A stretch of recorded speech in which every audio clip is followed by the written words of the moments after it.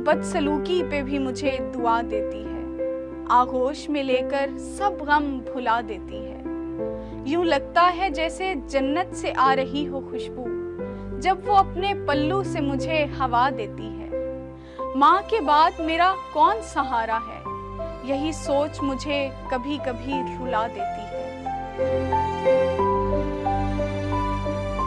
आज दुनिया भर में माँओं का आलमी दिन मनाया जा रहा है। आज के दिन का मकसद माँओं की अज़मत का एतराफ़ और उन्हें अदना सा खिराजे तहसीन पेश करना है।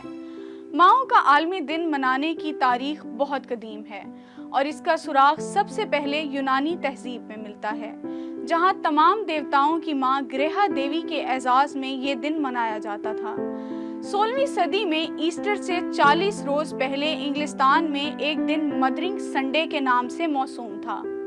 अमेरिका में मदर्स डे का आगाज 1872 में हुआ। दारुस ने इसे कौमी दिन के तौर पर मनाने की तहरीक चलाई, जो बिल आखिर कामयाब हुई और 1911 में अमेरिका की एक रियासत में ये दिन मनाया गया।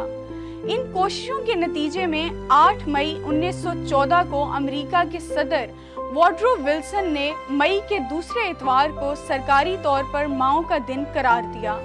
अब दुनिया भर में हर साल मई के दूसरे इतवार को ये दिन मनाया जाता है। पाकिस्तान में इस दिन के हवाले से लोग 2 तबकों में तकसीम नजर आते हैं।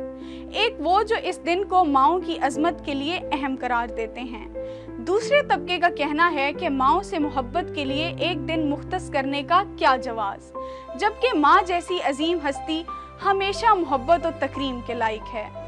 माँओं के आलमी दिन के मौके पर हमें ये याद रखना चाहिए कि वालिदैन एक साए की तरह हैं, जिनकी ठंडक का एहसास हमें उस वक्त तक नहीं होता जब तक ये साया सर पर मौजूद रहता है।